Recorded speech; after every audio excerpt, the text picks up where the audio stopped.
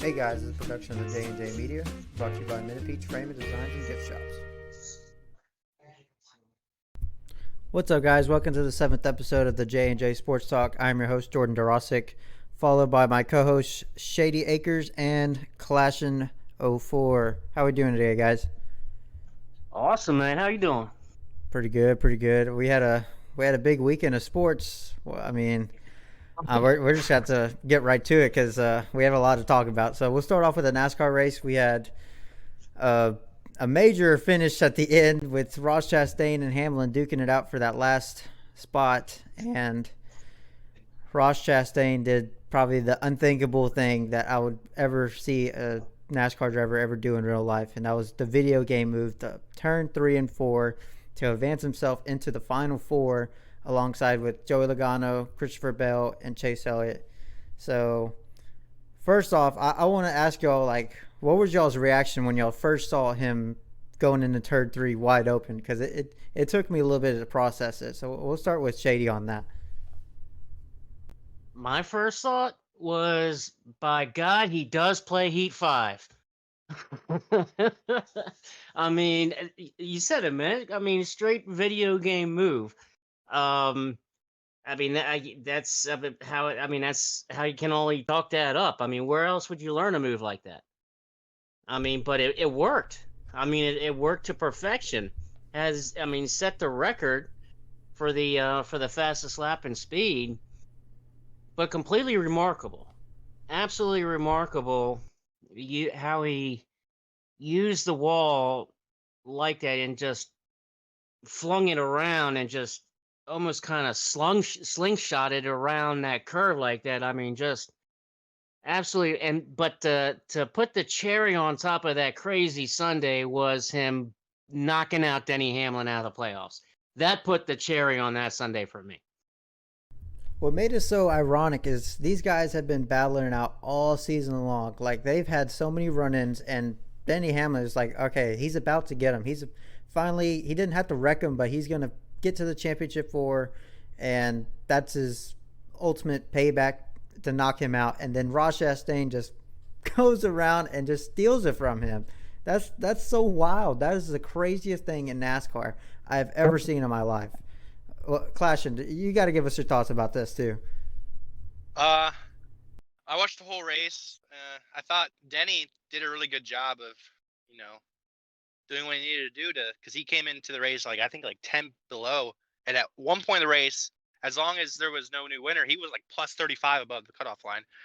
And then for Ross, I wasn't expecting that, and it didn't even look real, whatsoever. He was going so fast. It's a good move, smart move.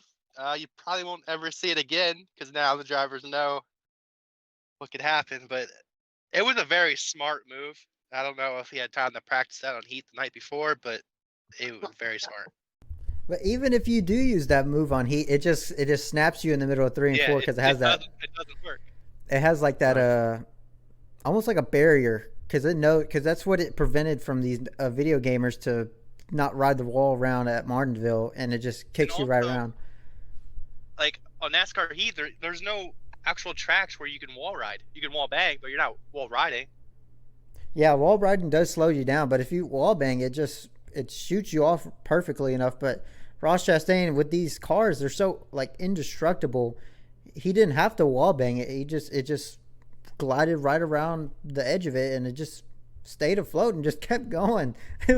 Like you said, Clash, and it looked so unreal, and I didn't know what I was seeing. It took me so long to process what happened, and for that finish to end out that way, it almost seems like it's Ross Chastain's championship to win, because what he's done all year, he's been the most aggressive driver, but he's done moves that is just unthinkable, and he's in the final race, which you possibly can do that same move to win the championship, but I don't know if it's going to happen. It may not be as big of an advantage as it is at Martinsville, but the simulations have been proven that it's almost about 0.2 to 0.5, half a second faster than what a normal lap would be there. So I don't know if it should be I think it should be a one-time thing, because how would you counter that? Like, Clash, how would you counter such a move at Martinsville to prevent that At guy from Martinsville, winning.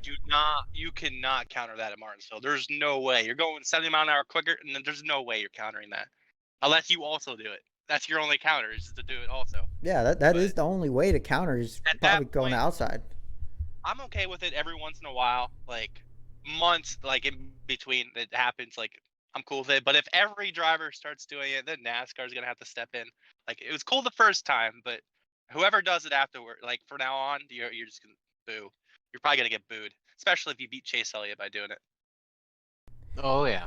So Shady, is there a way to counter it? Like, could you just go up and block the guy coming out of 4, or just get creamed in the back, and hopefully your car just stays straight after that? I kind of agree with Clash, and I don't think that there is a way to counter it. The only way that you can counter it is if you're the car in front of the guy who's about to do it, and you anticipate him doing it, and you take your car all the way up to the wall to block it. That would be your only way to kind of counter it. Now, Yeah, but however, go ahead. my counter to that argument is like you don't know he's gonna do it. Right, So that's what I said. if you go up It to would the be block, then complete. they could just run the regular line and pass you. Yeah, you're already Right, it way would out be of the groove. Right, it's complete anticipation. I mean that's the only. But I think NASCAR is. I would not be surprised to NASCAR counter that and put a rule into effect with that. But on the track countering it, I agree with Clash in 150%. There's just unless you anticipate it and basically guess completely right, there's just no way. I don't think NASCAR's gonna step in. I think it's gonna be like, you know, heat league races. It's gonna be just driver etiquette. Don't do it. Well, NASCAR officials already said that they aren't going to change any rules coming into this Phoenix race, but they will look into something for maybe later down the road as next season. But for my opinion, I think they should implement. I mean, after this race, of course, because they can't make up a rule this last race, I think they should implement a Ross Chastain rule to prevent that happening, because like it does have a safety issue involved, but it also, do you just want all these guys going around turn 3 and 4 to just, like, the top 5 guys, you just want them all wall riding for the win? I mean, what was the point of racing the other 499 laps if you're just going to do that on the very last lap? Exactly. Yeah, so they're gonna have to make a decision. They can't make it now because they already said they're not going to make a decision going into the final race at Phoenix. But will we see it at Phoenix? Would you think Ross Chastain or Joey Logano, Chase Elliott, or Christopher Bell will make that move to win the championship if it's needed? If it stays green, no way. But if there's a caution where everyone's bunched up, there's gonna be a full send at some point. It might not be a wall bang, but there's gonna be some type of full send. Yeah, I don't think we're going to see what we saw last week, and by any stretch, especially with how Phoenix's layout is and where the start finish line is located. I don't see where if that could be a possible advantage for you by doing exactly what we saw last week in Martinsville. It's actually more of an advantage since the start and finish line is closer to the corner. Okay, you think so? Yeah, it's an advantage, but not nearly as much as Martinsville, because how flat Martinsville is in those turns versus, you got to compare Phoenix. It's not also flat, but the wall is way wider, and you have to really get around it to compare to Martinsville. You have to slow down a lot. Phoenix, like, you're slowing down, but it's not as much. That's why I said in the simulations they've already proven that it's only a couple tenths faster, not like how Ross Chastain was a whole second faster than the pole time for this year. I agree. I think after this season, when the off-season meetings and all that kind of stuff could take place, I see them implementing some kind of rule, about it. Because like you said, from the safety aspect, with him flying around the corner like that and coming off the corner, now you saw him kind of get into Keselowski right there at the start-finish line, but Keselowski was so far ahead of him. Now, what if Keselowski wasn't as far ahead of him, and he gets slammed right in the back? So, like you said there, man, that's a safety issue all the way. You're completely right on that. Yeah, those Yeah, are what it's. But should NASCAR make a rule change, or should they change the way the cars are built? Should they make it where they're less as like sturdy, like to prevent that kind of move? I mean, Or they should already the are working towards that direction where they are making them less sturdy to where they actually take more of an impact. But the way, only, my opinion, only in that next gen car is the only way you can make that move happen because the way the Xfinity and trucks are, they bend way too easily, and that wheel would have just kind of got wedged in the wall. And Dale Jr. kind of proved my point exactly how this car's different. It's almost like a tank, and with the tires that you get just wrap around because it has so much wider of a tire, and the tire never went flat. Once he came back to pit road, none of the tires were flat. They held up. So only in the next gen car you'll see that happening. For sure. All right, so we'll move on from the Cup race into the Saturday Xfinity race at Martinsville as well. So it didn't end without no controversy. Ty Gibbs ended up dumping his teammate Brandon Jones for the win, and then he probably did the most badass burnout I've ever seen, and he just embraced it.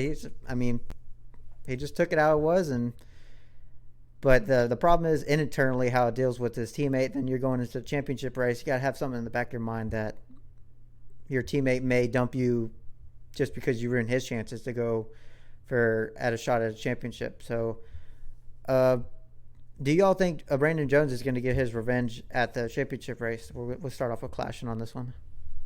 I would, but I don't really know Brandon. I don't pay attention to Xfinity drivers. I don't know how Brandon Jones is. As a business like side of that, I don't think you want to hurt yourself by wrecking a teammate. Now, like 5 years down the road, another team wants to pick you up. That's going to be on your resume that you wrecked your own teammate in a championship race on purpose, which kind of looks bad for a team owner. But I would 100%, that's just me, pay back Ty Gibbs. I didn't watch the Xfinity race. I don't know if Ty was clearly the better car the whole race or what happened, but I didn't like the move. Yeah, for the most part, he was the better car of that whole race. And then they had a couple exchanges in the restarts with Brandon Jones and Ty Gibbs. Believe it was one of the restarts. Brandon Jones got to the bottom, moved up Ty Gibbs, and then a caution came out a couple laps later. And Ty was saying over the radio, he was like, "I'm choosing the bottom and doing the exact same thing." He booted him up, and then it just kept going back and forth to where he did it again, and then I was on that last restart. Brandon booted him up because Ty was the leader on that restart. Booted him up, and then Brandon had that lead going to the final lap, and that's when Ty overdrove it. I would say, yes, he overdrove. It was a mixture of both. It was a mixture of both. He overdrove it, but I also feel like Brandon Jones really overbraked it like very soon than any other normal lap than he had before. So Shady, what do you think the consequences for Ty Gibbs should be for what he did at the Martinsville? Me personally, what the consequences, just because that was, just straight dirty move, in my opinion. I would love to see NASCAR put a penalty on him. Just because of the fact that there's also several instances this year. Ty Gibbs, has put on that that facade, so to speak, that I'm bigger than you, and he's moved people. Yeah, the Kyle Busch mantra. Yeah, so he's wearing the black hat, basically. Yeah, basically, and I'm not sure if he's purposely trying to be a villain or what, but do I think there should be a consequence? Absolutely, because it was straight dirty move in my opinion. Now, from the previous question on Brandon Jones retaliating, I think if the situation and the stars kind of line up and the situation dictates where he has the opportunity to, I'm with Clashing 150% on that. If it's me, oh, heck yes. Absolutely. Ty Gibbs is going to Cup next year. Brandon Jones is staying in Xfinity. So what happened if you have a chance to take that championship away from the kid after what happened last week at Martinsville? I mean, you're going to do it, and you're going to be a hero for it. I don't think there's going to be much repercussions because there's a lot of. I mean, you heard the boos in the crowd. So anybody who goes up against the villain, or that mantra of being a villain or being the bad guy or being the bad boy, you go up against that, you're lauded as kind of a hero type of thing. So I don't think if the stars align to where Brandon Jones has the opportunity to take Gibbs out and to ruin his championship chances, then absolutely, if I'm in his shoes, I'm doing it. Screw you. I mean, payback's a bitch, so to speak. But yeah, so I absolutely, I think there should be repercussions, just because, like, it goes back to that safety issue. Go back to a couple of weeks ago with Bubba Wallace intentionally wrecking, Larson. Okay, and it wasn't the same scenario, same situation, but he intentionally knocked him right out of the way. So there's a safety issue there. I mean, so it's right along the same lines as what happened that we saw with Bubba Wallace and Larson, even though there wasn't the altercation, the exchange after it, but the on-track incident in itself, the on-track action of the incident itself was very, very similar and the same, as far as the purposely taking your car and using your bumper to wreck the guy to take the position away. That's just that's my take on it. All right. Well, the next race is at Phoenix for the championship, and we're gonna make our picks for the Xfinity Championship race. So we're gonna tell you our top four that they have. We'll start off with Josh Berry. He has 2 wins this season. Then we got Justin Allgaier. He has 3 wins, and Noah Gragson 8 wins this season. Those are all 3 of those cars are Junior Motorsports, and then you got the lone wolf Ty Gibbs with 6 wins this season. So we'll start off with Shady. Who do you think is going to win the Xfinity Championship? I think it's going to be Noah Gragson.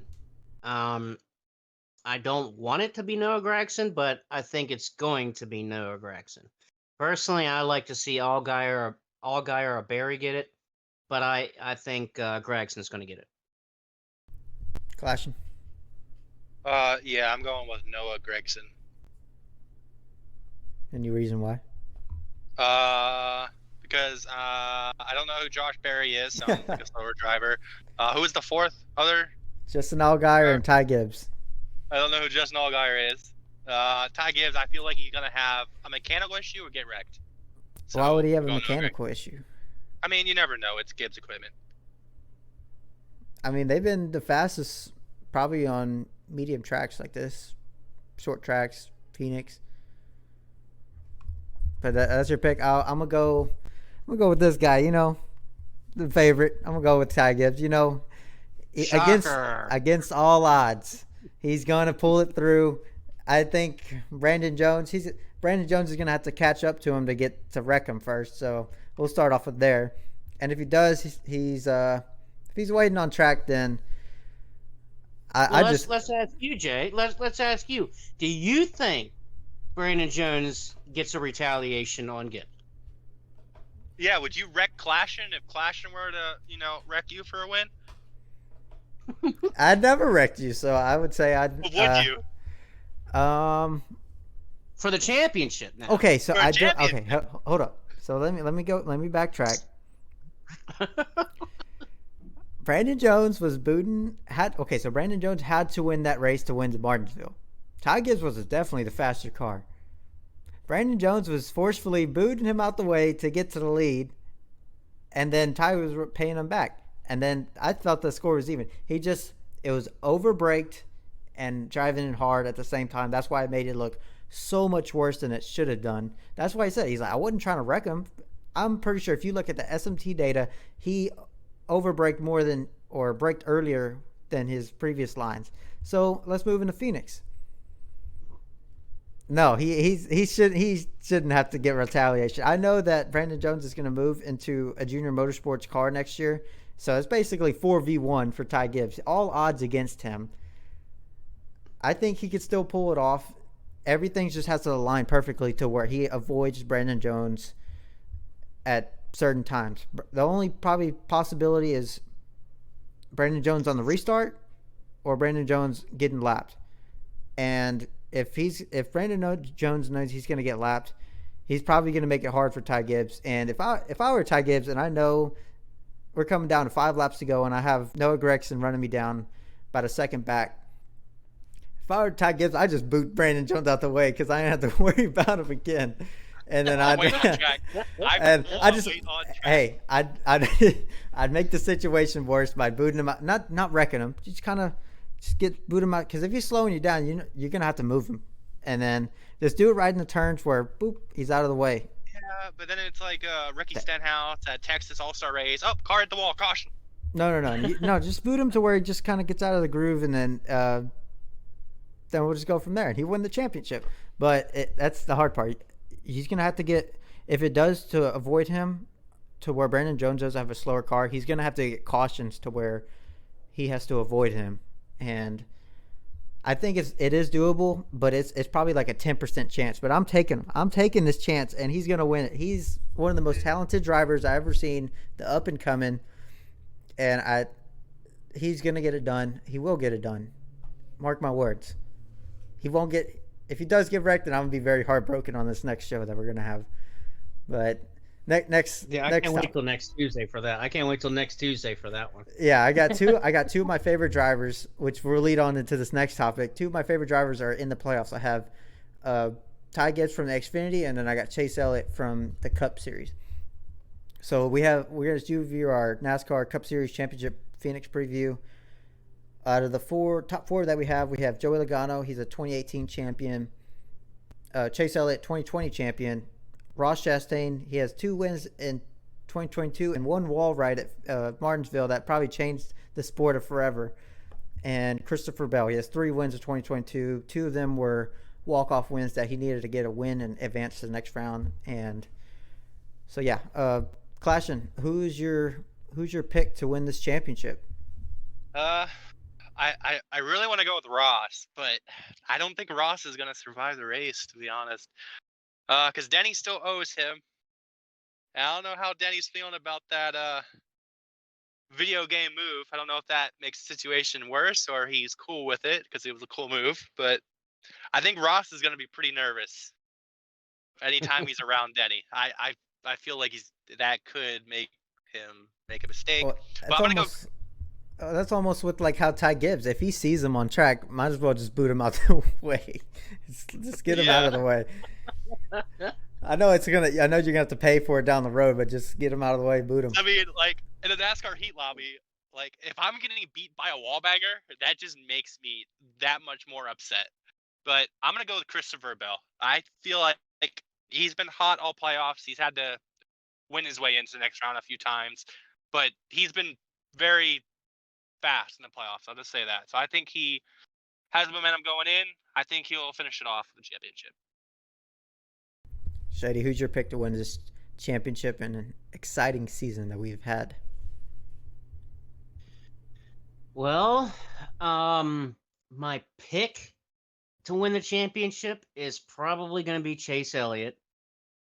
Now, who I want to win the championship, I want either Logano or Christopher Bell. But I think that the experience and the momentum that Elliott has, winning these championships lately, I think he's going to use that to his advantage. Now, however, I would like to see Logano or Bell get it, but I think the pick itself, I think it's going to be Elliott. Yeah, so out of the past 3 Final Four races, championship races, they've all been at Phoenix. And Chase Elliott is the only driver that has been to all 3 of those championship races, which have been his only 3 championship races that he's been in. So I think he knows what to do or how to get it done. He's got it done in 2020. He almost got it done in 2021. But the season he's been having is phenomenal. If you had done the overall points, he technically clinched the championship last last week at Martinsville. But that's not the point system we go by.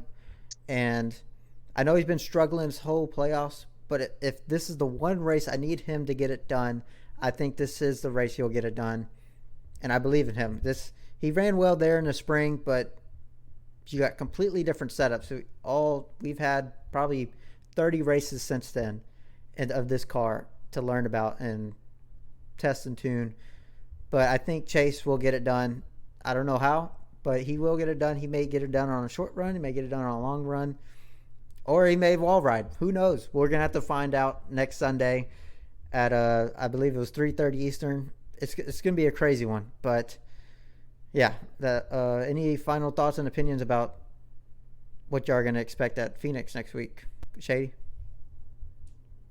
I expect to see the top four, balls to the walls or nothing at all mentality. You're going to see him running up front, and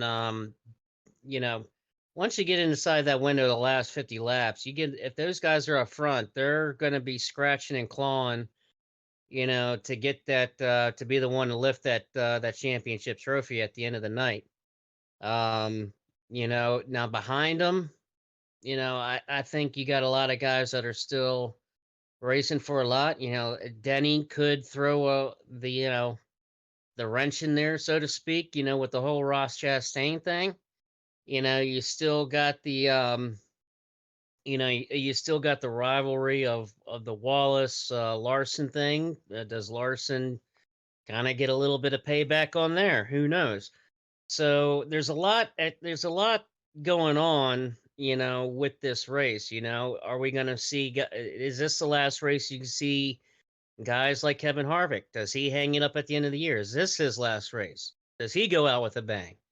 So we there's a lot going on. So I see this going to be probably a really exciting race. The four guys are going to be scratching and clawing. So I'm excited. I'm expecting to see some fireworks on Sunday with this one. Do you follow up with that question? You think it's going to be a snoozer, or you think it's going to be coming down to the wire last lap? I think it's going to be a snoozer, in my opinion. In terms of the first 3 quarters of the race, like these long green flag runs, and then we'll get that competition caution with 20 to go for some entertainment, and then that's when anything could happen.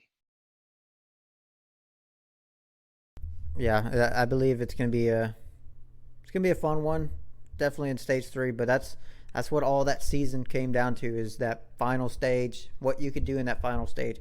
But first, you got to get through the first couple stages to get to that final stage. But we'll end it off of there, and we'll move on into this is our first time talking about boxing here, so it's only best to start off with Clashon's favorite boxer, Jake Paul. He fought Anderson Silva in a boxing match. Anderson Silva is a 47-year-old former UFC middleweight champion, one of the greatest in UFC, and we have Jake coming in there, and he beat him. I mean, it was a unanimous decision. He got down. He had a knockdown in the 8th and final round. But yeah, Clashin, give us your thoughts about that. I know he's your favorite boxer right now. Yeah, as one of the only boxing experts in this group chat right now, Jake Paul is the best boxer in the world right now. I'm joking. Jake Paul, I do think, is one of the best YouTube boxers. I don't know if he would be able to take a real.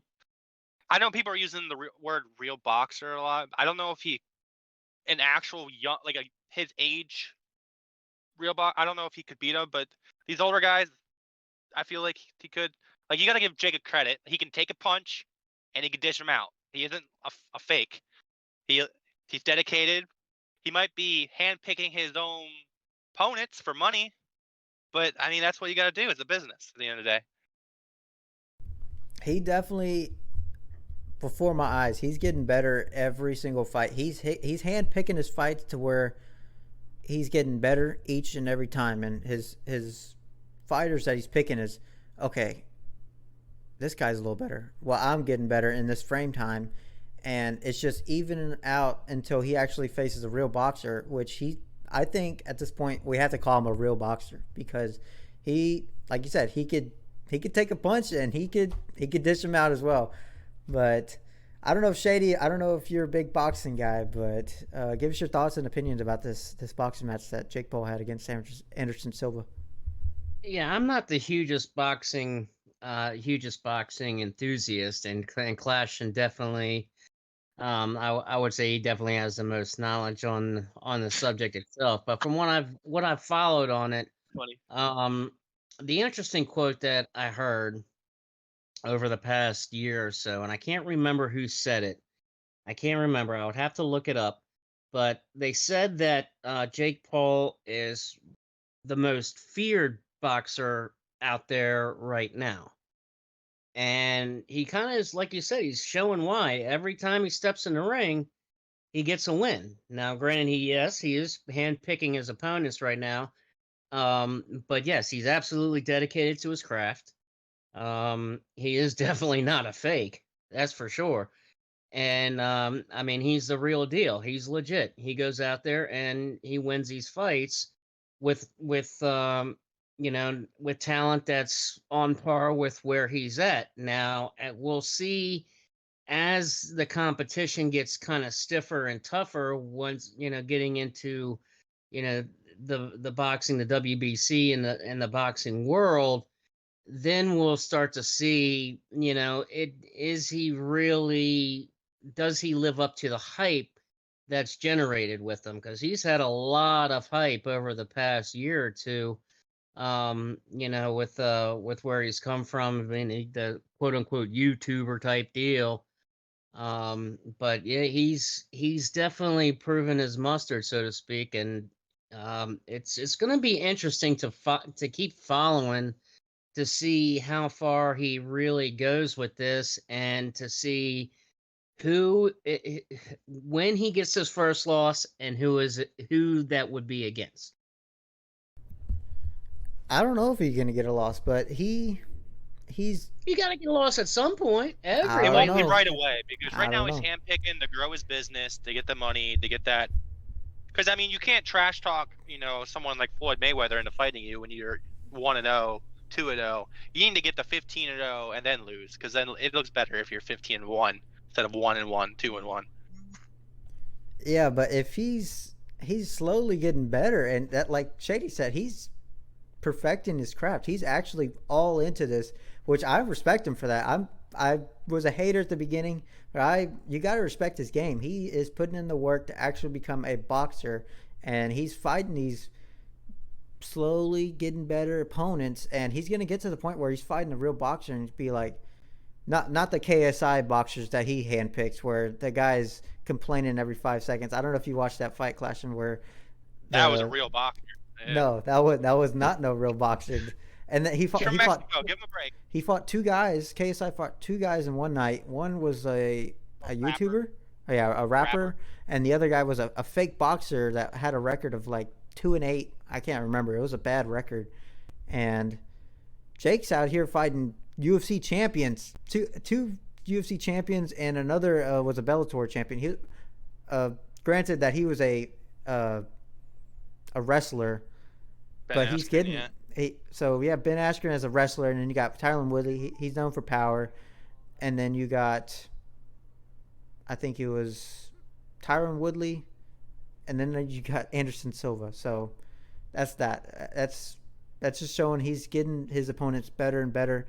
And Anderson Silva, he threw some good punches where he laid some hits on him, especially the uppercuts. That was probably the weakness from Jake, where he kept getting hit by the uppercuts.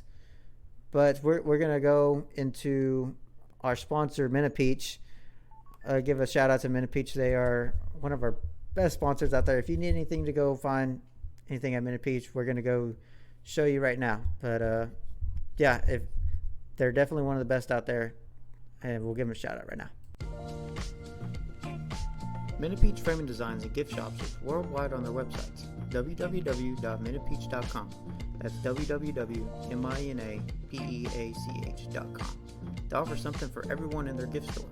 They have so many gift ideas, including baby items, home decor, garage signs, gift for kids, candy, Nintendo items, Harry Potter, Sailor Moon, frames, bereavement items, gnomes, pet items, canvases, art-free walls, and more.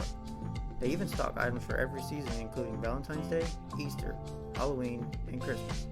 They even have gift ideas for Mother's Day and Father's Day. Shop www.minutepeach.com with promo code JJ10 for 10% off your entire store purchase. Support small business with Minutepeach.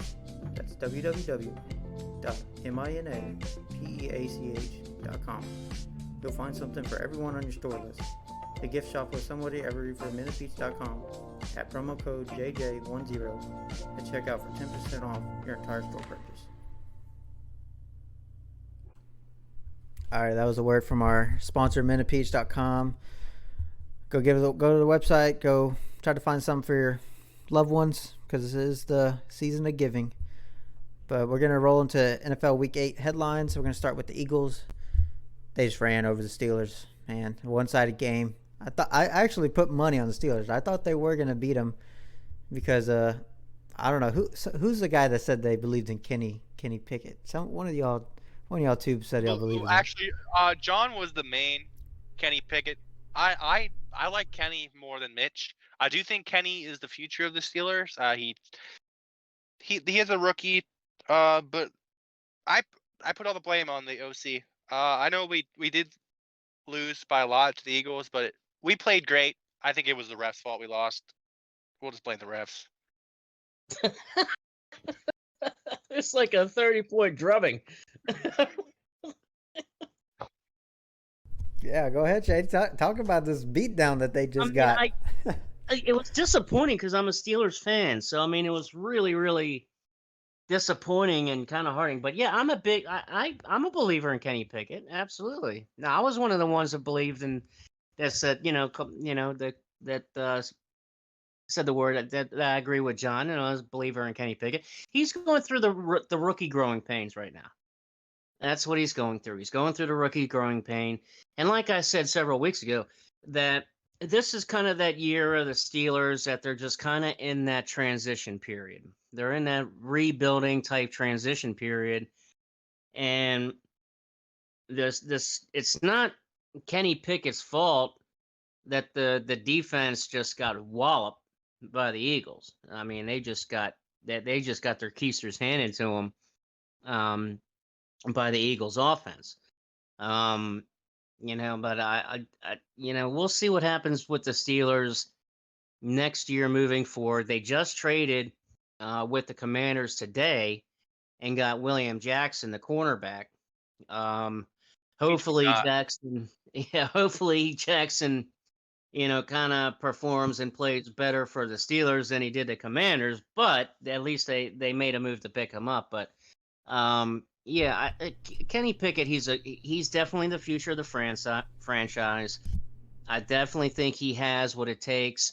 He's going through the rookie growing pains, and we'll see how the rest of the season plays out, and hopefully he learns a lot. Next year, the game will slow down for him.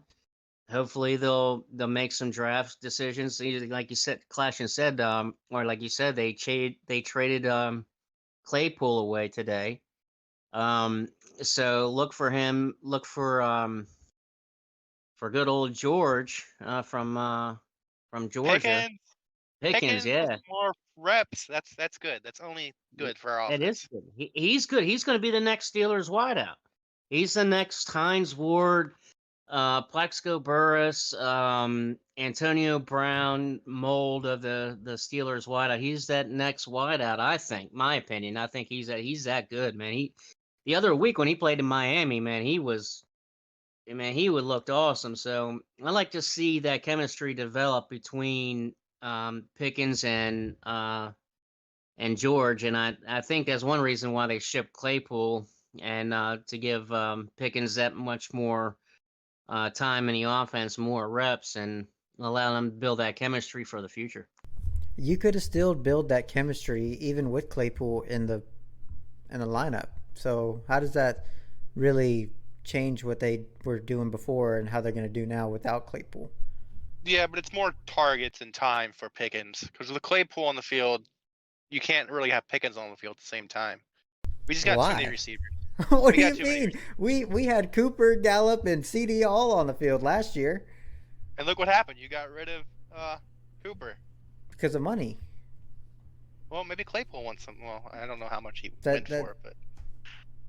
But it's also a matter of position. They're both they're not slot guys. They're both WR1 or WR2 guys. So they're out wide. They're outside the numbers.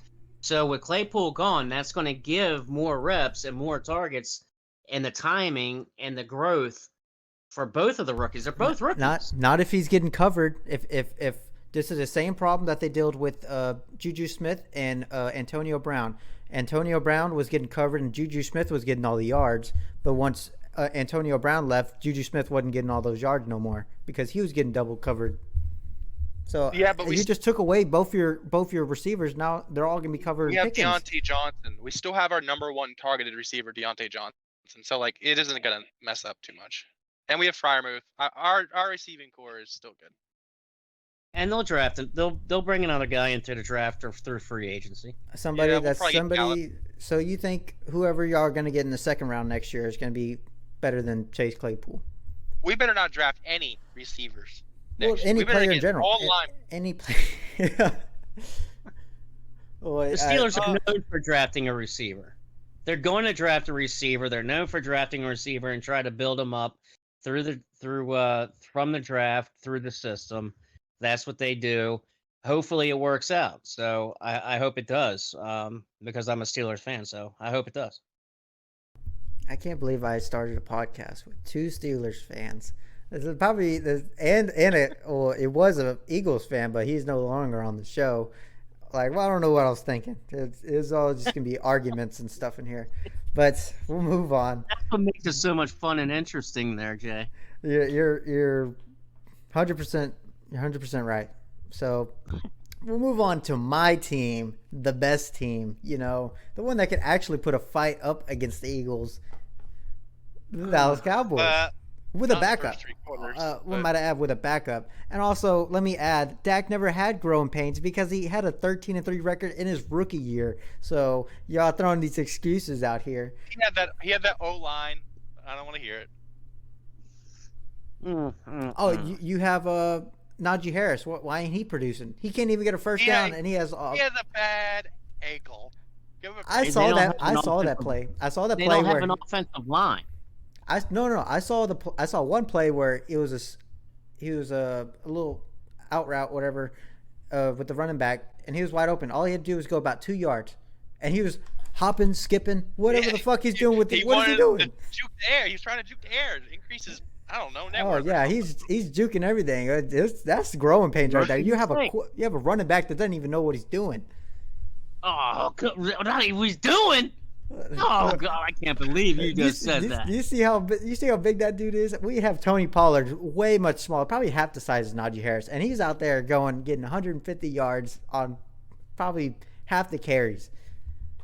This is not Harris's first season in the league. People make mistakes. Second. Oh, that's your right. So sorry. Second year.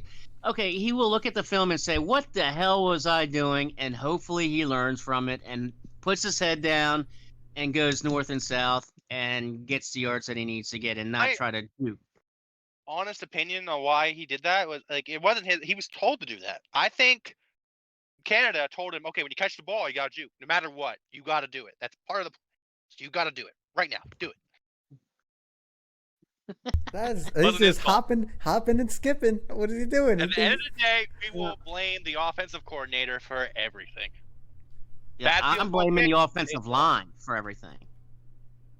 But okay, so if you blame the offensive line and then you got all these receivers out here, just run some slants. Do something quick. And then we'll blame the refs. You can't just run slants all freaking day. Michael Thomas, the slant guy. What is he, a number one receiver, and all he does is run slants out here? Can we change the topic here? Let's go to the Cowboys. Let's go to the Cowboys. We can trash the Cowboys here. Let's go to the Cowboys. Let me give you a fun fact. Do you know why the Cowboys stadiums always have a roof, or they have a roof in the middle, or there's a retractable roof in the middle of their stadiums? It's because they wanted God to watch his Dallas Cowboys, and the roof was open when I went to the game this weekend against the Bears, and that sun was shining right on me. I saw God was watching his Dallas Cowboys, and they dropped 49 points on the Bears. Yeah, you weren't thinking, wow, it's really hot over here. I wish that roof was closed. I would sacrifice me sweating some gallons so God could watch his damn Dallas Cowboys, and they put a whipping on the Bears out there.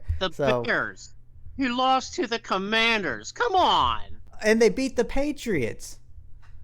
The Patriots? The Patriots beat the Jets, and the Jets are a pretty good team, right? They barely beat the Jets. The Jets are what, maybe 500? Not even 500 now, I don't think. I don't know. They're 5-3. Yeah, they're 5-3.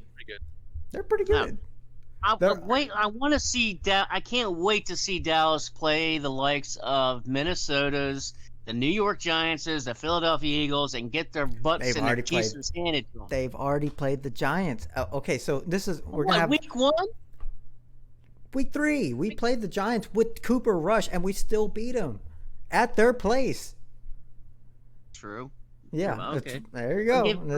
I give you that. Speaking blasphemous. Okay, let's get to the game. I still want to see him play. They played. Who they played the past couple weeks? They played Detroit, who's the worst defense in the league. They played Chicago, who lost to the freaking Commanders. What was the score for the Detroit game versus the Eagles? I think it was like 38-35. You know, at least we actually held them to only 6 points when we faced the Lions, compared to the Eagles leading up 35 Still points. Still the Lions. Oh, I think the Lions were the number 1 offense at that time, and we allowed them to 6 points. And that was Dak's rust game. He shook off the rust, 24-6. Come to this game, he was playing a JV team.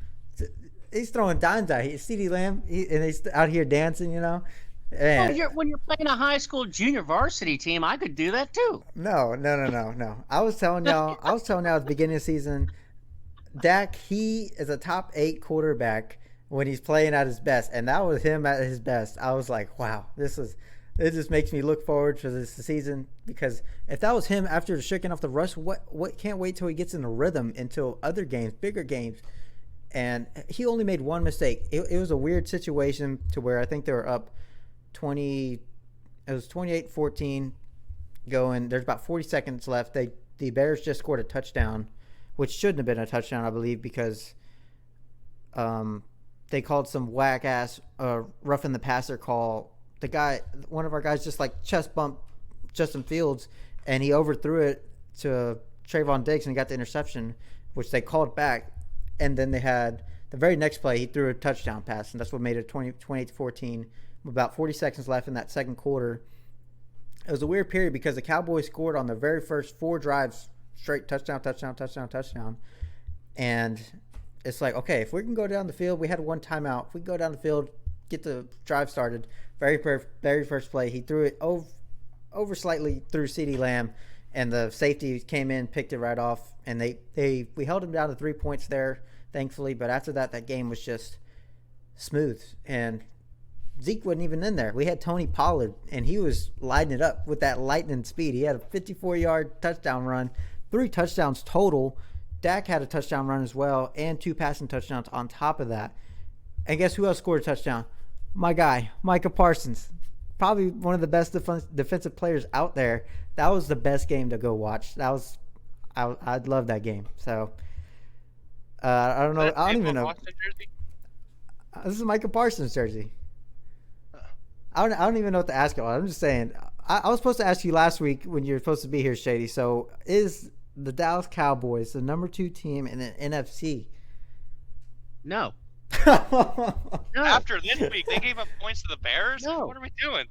No, Minnesota and Philadelphia are 1 and 2. You can't. I don't know who's 1 and I don't know who's 2, but it's those 2 teams. Now, I would say that Dallas could have something to say for the 3rd place team, maybe. I mean, we'll see. You know, in the next couple of weeks, in 2 weeks they play Green Bay, and then after Green Bay they got Minnesota, and then the Giants again. Yeah, So the next 3 games there's your after the team. bye. What's that? There's your team. We're gonna go face Minnesota. That you think your number 2 or number 1 team there is about to go whoop them. Go beat them. Yeah, We go beat will. them then. We beat them last year with Cooper Rush. We're gonna definitely beat them with Dak Prescott. Last year was a different season. Last year was a different Yes, season. you're right. I don't care what happened last year. season. Last year was a different season. This year is a different season. So the question you asked me the question, who's the number 2 team, or did you ask me if the Dallas was number 2 team? Yeah, No. because you wanted to know after Dak came back, because we asked it before Dak had to start over the Lions, and he's had 2 starts since then, and he's looked pretty good. I mean, after a thumb injury, The Lions. the same Lions Lions that and put the up Bears. 35 points against the Eagles, the undefeated Eagles, the same team that y'all got whooped by. They lost to the Eagles 26-17. Who? Dallas. With a backup quarterback. We actually held a game. We were losing 20-0, but we came back to make it a game 20-17. Well, what are you going to say in 2 weeks when they play Green Bay and they lose, and then 3 weeks when they play Minnesota Against a deflating Packers team? No. Anybody can beat the Packers. That's the equivalent of the Detroit Lions at this point. I mean, that's a valid argument because they lost to the Commanders, so that's a valid argument. However, Dallas has got to go into Green Bay, which is a little bit different of a dynamic. So we'll just see what happens. I'm going to put that on the table right now. I'm going to put that on that dinner table for us to talk about that while we're munching down on that dinner table. On Monday, November 14th, after the Cowboys play the Packers, that's Sunday the 13th. We'll have that conversation on that dinner table. Oh, it'll definitely be the number 1 topic we're talking about. We're going to be seeing a bunch of first down Zeke, and then Dak's just going to be throwing bombs out there. Micah's going to be a dog. He's going to be sacking them all. DeMarcus Lawrence. It's over. This is the team. I know last year I felt like we had all the pieces, but it wasn't the right time. This is the year. This is the right time. Cowboy fans, this is our year. No. Every year. No. Listen. I said the pieces. We had to get rid of a couple pieces like Amari Cooper and Randy Gregory. They're kind of holding us. Not Randy Gregory's holding us back. He just got some terrible penalties. He's a great player, but he just get him out of there. He's too toxic for us. Amari Cooper, we got Noah Brown to cover for that. We still got CeeDee Lamb, Michael Gallup. We're about to get James Washington back. Not to mention the 3 tight ends that we got. We got Ferguson, we got Hendershot, and Schultz. They're all security blankets for Dak. And then you got your deep threats with CeeDee Lamb, Michael Gallup, Noah Brown, James Washington coming back. And if we need special teams, we got Turpin. He's one of the best special team returners out there. So we have everything. We got a kicker that can kick 60-yard bombs. We have all the pieces that we need to win the Super Bowl. And I think this is the year, Clashin. Hey, I remember a guy walking back after the Tampa Bay loss, and you're like, next year's our year. No, no. I was saying that as a joke. I even took the picture. I made you take the picture of me in front of the stadium, and I was saying I post this as a joke because you know how typical Cowboys fans this year's our year, and you know how Stephen A. Smith was saying after that game, y'all ain't making the playoffs. The game's over. What is that? We're 6-1 since that game. I mean, I don't know what else to say. This team is special. I know they could get something going here. Are you hot too early?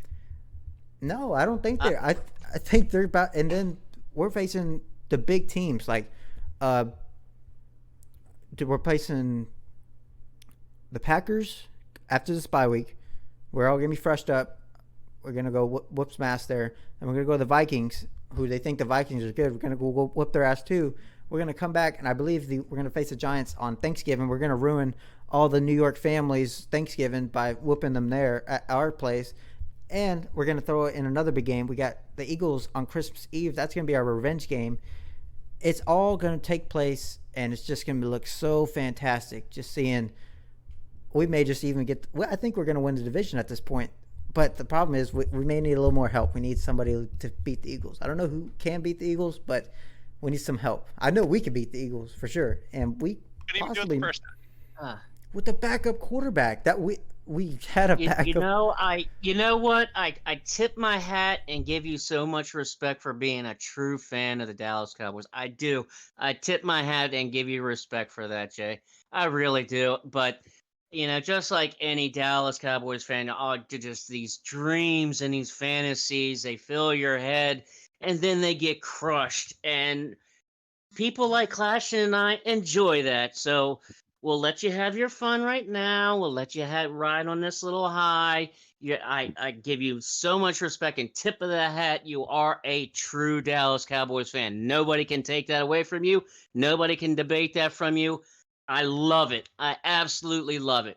God, I love that. I love a true fan. You are a true fan, and I will just sit patiently, and we will be sitting around the Thanksgiving dinner, and Clashton and I will have a great big smile on our faces, knowing that your Thanksgiving might not be so juicy. It's Barkley jersey on. No, it's that turkey is gonna taste fantastic. I already know. I could just have my Micah Parsons jersey. I don't know. I may get a new jersey. I may get a Tony Pollard jersey. Well, how good he's been doing. It's gonna look so fantastic. Just sitting down, stomach full of turkey, watching the Giants getting their ass whooped, and wow. And then we got Christmas Eve. Man, we're just playing these teams on the perfect time, and it's just gonna look so fantastic. And we're all around family and all the friendly Eagles fans, which are not so friendly. It's just gonna look so great, man. I'm just envisioning it right now. And I know y'all are gonna have a laugh out of that. Oh yeah, they're not even gonna make it out of the first round. That's not true. We're making it. You better not play the Niners. Like I said, Cowboys versus the Bills. I'm questioning if they'll get to the first round still. Cowboys versus Bills. I'm not saying who's win that game. I'm saying who's making it to the game. I'll tell you when they do make it to the game who's winning. How I feel. Statement. I still got the Steelers. Statement. Yeah, I'm pretty sure y'all would agree with me on the Bills side that would probably make Super Bowl because they're pretty good. But yes, I may change my opinion because I do like the Dolphins with how they have Tua as their quarterback. I really like how he just lights up that offense and they just go out there and go win the ball games. I'll tell you right now, the Dolphins would never go into Buffalo in January and beat Buffalo in January. Not happening. They don't No have way. to they don't have to if they win the division. Oh. Yeah, if they win the division and that they win the division and they'll get the bye.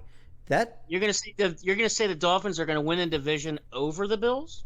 I told you I haven't changed my opinion that Bills are winning the AFC currently, but with the way I've been seeing how that team rolls with Tua as their quarterback, I believe they're undefeated as him finishing the games, except for that one game. Even if you do include that game, he's 5-1 as a quarterback right now, but he's 5-0 as a quarterback finishing the games without getting back injuries / concussions. I think they're gonna get it. They could get it done. I'll keep updating y'all every week on this podcast how I feel about the Dolphins, but I could change my opinion on Cowboys Dolphins, Cowboys Bills, but it also could vary on how the Chiefs do as well. So you got to factor I love that. the Dolphins. Don't get me wrong. I love the Dolphins. I love the coach Mike McDaniel. I love that guy. He's like a mad scientist in his little lab type thing. I love him as a coach. I love what they're doing there. I like Tua. I like what they just traded for Jeff Wilson, the running back from San Francisco. Since San Francisco's got CMC, they Mike McDaniel is familiar with Jeff Wilson being in San Francisco. Has got him in Miami today from the trade. I like what Miami's doing, and not to mention the blockbuster trade of today, the big blockbuster trade. Bradley Chubb is now in Miami. They traded with Denver and got Bradley Chubb Who to the fuck is bolster that that guy? defense. Yeah. Who's So that? So I that's a good player. I He's a like good what player. Miami's doing. I love what Miami is doing. I love it. I'm still with you on that. I still don't see him. I still see this being Buffalo's year, but I do love what Miami's doing. Okay, yeah. We see the AFC side of things clashing. Do you still see? What is your opinion about the AFC? Because we don't really AFC, talk about AFC like that more than how we uh, talk with NFC. the AFC is stacked as usual. I think it's gonna be the Chiefs or Bills. I do think the Lions can compete with any team, but I mean in January up in Buffalo, that's gonna be a very tough game depending on the weather. But yeah, it's gonna be Bills or Chiefs. All right, so I'm looking at. I mean, do y'all really want to talk about the Giants or no? Because I was gonna move on into another We can topic. we can talk we can talk about Saquon Barkley if you want, Okay, yeah. but Okay, not the Giants. we'll talk about the Giants, and they finally lost. They had a good run going. They lost to the Seahawks. That was one of our Minipeach.com games of the week that we picked, and I can't remember if we all picked the Seahawks to win that one, but yeah, it would have been a big game for the Giants to go in there and take that win from them in Seattle, but they came up short. But with them losing, how does that really affect their team? Because Danny Dimes, Well, he could fall into a hole after this game. I think they know what not to do because I don't know if you paid attention to that game, but Saquon Barkley didn't get a single carry that whole first quarter. Why? That's a crime. That's a crime. That is a I don't crime. know why, That's your but quarterback, running back, wide they didn't receiver. he didn't get a single carry the whole first quarter. Well, who'd they So give I the don't know if ball he to then? was Did they even get the ball? all passes. Did they even get the ball in the first quarter? Yeah, That's starting they to did. question. They had three possessions. Yeah, that's got to be robbery. I mean, at least had 9 plays if you had 3 possessions. I mean, how do you not give him the ball? They got the That ball, don't make just not in sense. the run game. It was more of a pass game. Well, I that was don't. silly. Yeah, that's crazy to think about that. Shady, give us your opinion on that. That's just straight up silly. Now, I mean, in my area, there was on for the early games. They only had the 2 games on in my area. One was the Philadelphia Pittsburgh, and the second one was the Dallas game. So those were the only 2 games in the early games, and then the afternoon game. Was it It wasn't I the think Titans game, I don't believe. no, I can't remember, but it wasn't Seattle and the Giants. So I didn't see that game. I was only able to see the highlight reel on the NFL Network afterwards. And I didn't know that they didn't give him the ball the whole entire first quarter off of a handoff. I mean phew, if the offensive coordinator or the head coach, whoever calls the plays, I'm sure he's he I hope for his job security that he learned that lesson real quick, because that's just silly, just straight up silly. How do you not give Saquon Barkley a handoff in the first quarter and get him going in the run game? You got to get your running back going in the running game. You got to get him in the flow of things. That's a colossal mistake.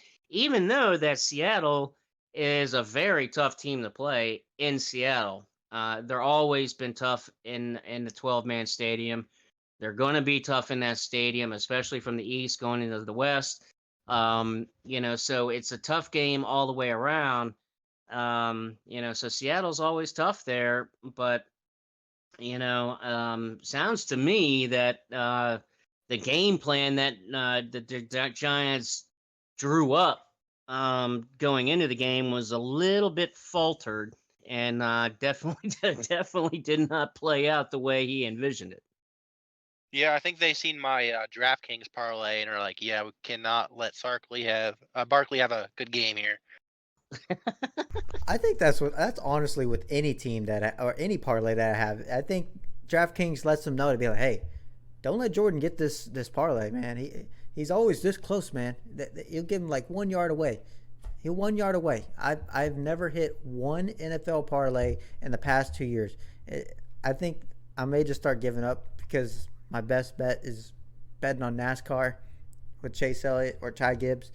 But yeah, not giving the ball to Saquon is outlandish.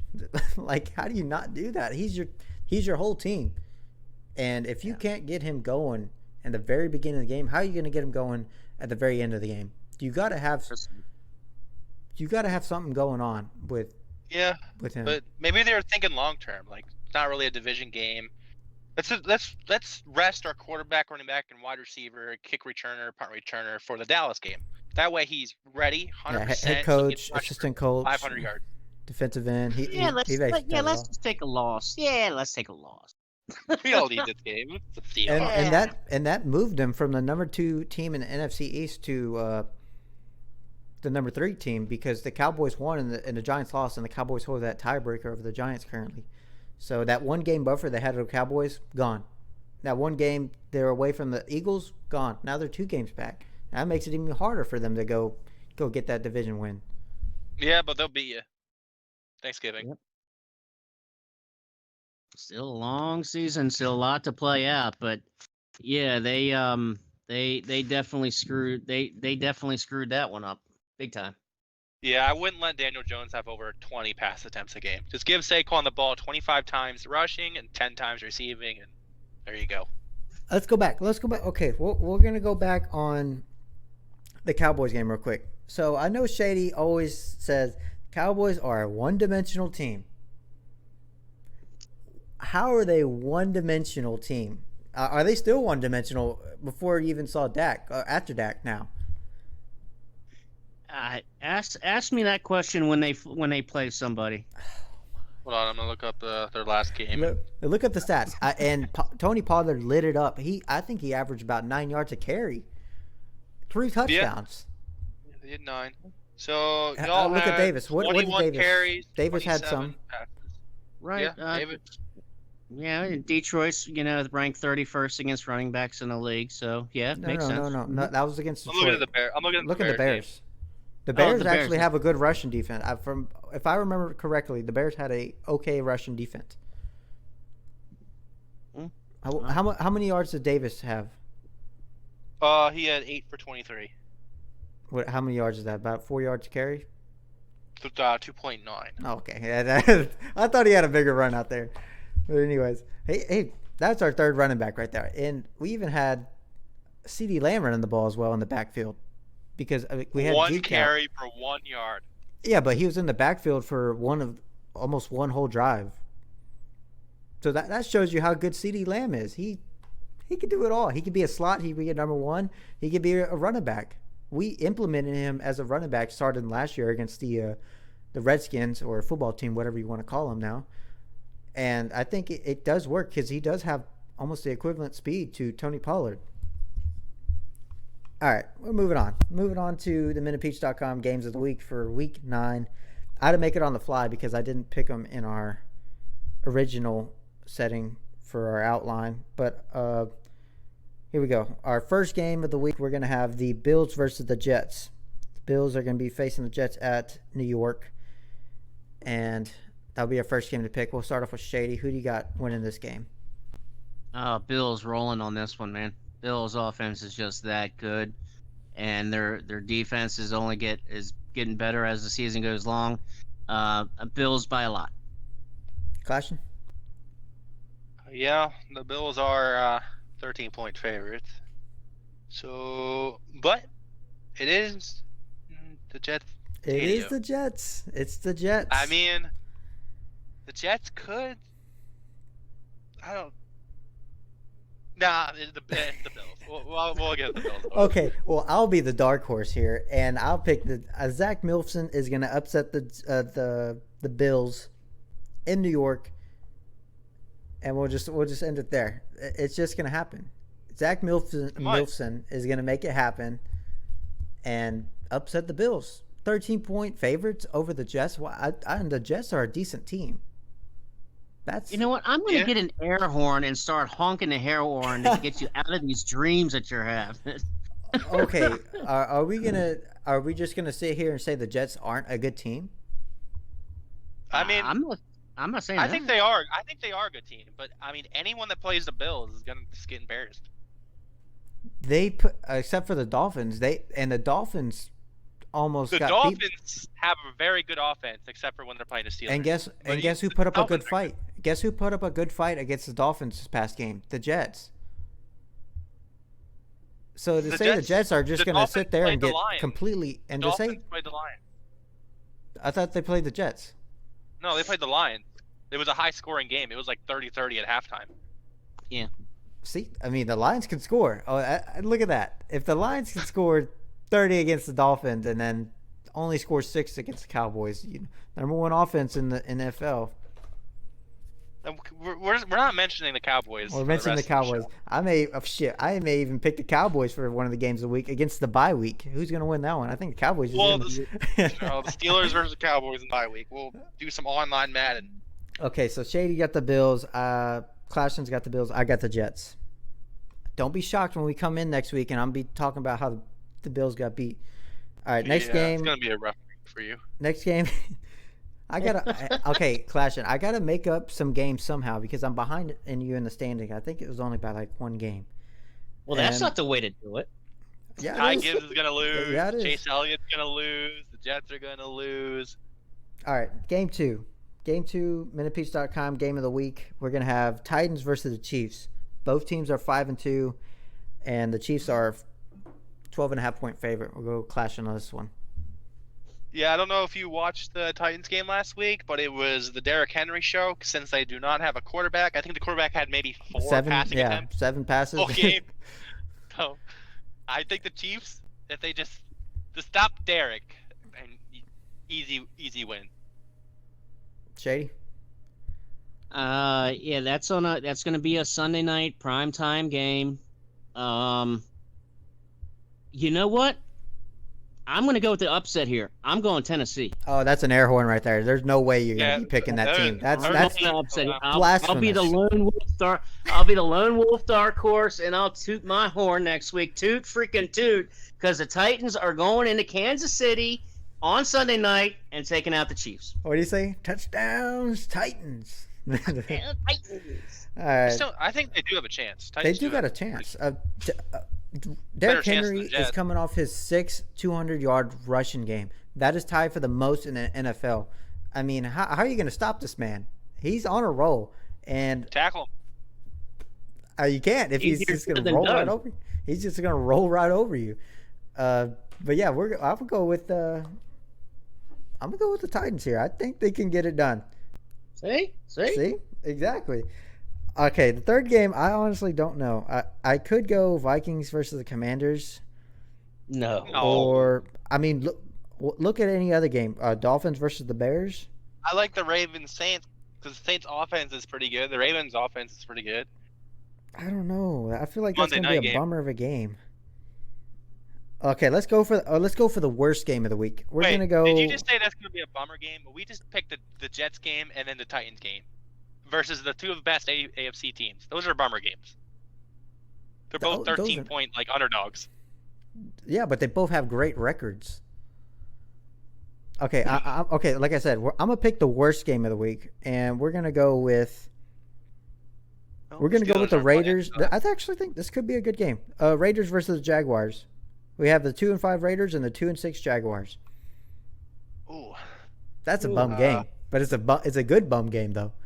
Ooh. Yeah, they both have good running backs. They both have decent receiver core. This could be. I don't know. I honestly don't even know how to pick. Fuck it, we're gonna go with the tie here. I'm gonna pick the damn. Yeah, first NFL tie of the season. Second. Second? Yeah, the Texans and the Colts tied. Yeah. All right, well, I'm gonna go with a tie. Oh, that's pretty brave. Pretty brave. That's bold. All right, Jay. Well, I mean, I hope we're talking about the picking up the Chargers and the Falcons, on the next pick. But on this one, I got to go with Jacksonville, man. I got to go with Jacksonville. They're looking pretty. They're getting better. I mean, they're playing ball. They're fighting. Um, Vegas got skunked last week. I don't know what happened there. I mean, I don't know how that happened when you got Devontae Adams and Josh Jacobs, and how you got skunked with 0 points, but it happened. So I see Vegas just a bad team. Unfortunately, right now playing for a bad coach. I'm going with Jacksonville. I Yeah, I mean, was just looking into that game. Devontae had 1 catch for 3 yards that whole game. How's that happen? That's as silly as Saquon not getting a carry in the first quarter. that just shows to you why they're not winning. You're not giving your star players, the best players on the team, the ball. I mean, granted, Josh Jacobs is a great running back, and he's having himself a good season so far. But Devontae Adams, one of the best receivers out there, I wouldn't say he's better than Amari Cooper. I love me some Amari Cooper. He had himself a good game last night, even though he left the Cowboys. But it's Devontae Adams. He's a great receiver, and you're not giving him the ball. But I think you give up that much draft capital, you're paying him that much money to throw it to him one time. Yeah, no. But I think they'll get it back going. They're going to start throwing him the ball again this week, and I'm gonna go with the Raiders here. So we got one Raiders, we got one Jaguars, and we got a tie. That's a brave picking. So that's it. We only picked 3 games. I don't really see anything else more exciting than that. Other than, I thought the Washington versus the Vikings could have been a good game. Washington, I think there's some silent assassins. They're pretty good. Oh, you're saying Washington's pretty good now, huh? Yeah. I've been saying it for the past couple of weeks where I said I think NFC East has a chance to, or not NFC East, I think the Washington has a chance to get into the 7th spot at the end of the season.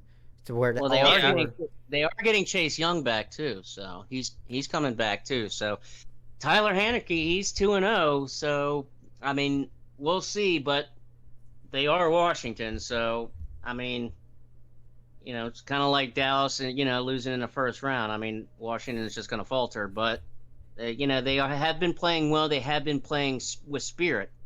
Obviously, they're my team. I follow them. The Heineke won it. With a last minute touchdown to win it this past Sunday. So they are playing with spirit and they are playing better. Are they the caliber of the Eagles and the Giants and the Cowboys? Until they beat one of them, you got to say no, but we'll see. That's the thing. The NFC East is so stacked that you having the Commanders going beating out these teams that you would think be fighting for that number 7 seed. But if you have the last team in the NFC East going out there battling for the last wild card spot, that just shows you how much strength this NFC East team or teams division has this whole year. And I'm somewhat rooting for the Commanders to go get in so we can have all 4 NFC East teams, and it'll be the first time ever where I know that this is the second season where they had 7 playoff spot in the NFC and AFC. But to have all 4 teams in your division to make playoffs, that's just crazy, and that just shows you how good of the division this division is throughout the whole season. So I'll be rooting for them a little bit, but I mean, if you're going to play the Cowboys, I mean, of course I got to go with the Cowboys. But anyways, we're going to wrap this show up. It will wrap up the 7th episode of the J&J Sports Talk. Man, I'm just kind of surprised we already went through 7 episodes. It's flew by pretty quick. But anyways, next week we may have a special guest in. Just keep out on Twitter. I may announce the next guest out there, so it may be a big one. Just keep an eye out there. But anyways, is it Michael Parsons? No, I can't. I can't say it, but it's gonna. I'm just kind of like teasing a little bit. Maybe a big person, maybe a big name, but next week we'll be talking about some big games and the wrapping up the championship from NASCAR. All three championship, truck, Xfinity, Cup Series. So be ready to tune in next episode. That's a real big one there. But championship episode, yeah, man. Championship episode, and we got a championship preview for Valor, the Valor Racing League that as well. So that's definitely a must watch there. And we may have a big special guest coming in. So tune in. All right. Any final thoughts and opinions for this wrapping up this episode, guys? Well, go ahead, Clash. No, I got nothing. You just started talking and you just. All right, well, Shady, go. Well, hopefully next week, somebody doesn't sing you a lullaby and put you to sleep and put you in this dream world, that you've been in with Dallas and everything. But it's we'll have a championship week next week. Got a lot to talk about NASCAR and the championships and getting ready for the Valor Championship. So definitely already excited for next week and to see where you're at when we sit around the dinner table. And we'll see everybody next week. I'll gladly enjoy this bye week. We've had a good start to the season, but yeah, championship week the next episode, and yeah, thanks for tuning in, guys, and we'll see you next week. Thanks for tuning in, guys. Hey guys, this is a production of the J&J Media, brought to you by Minute Peach Frame and Designs and Gift Shops.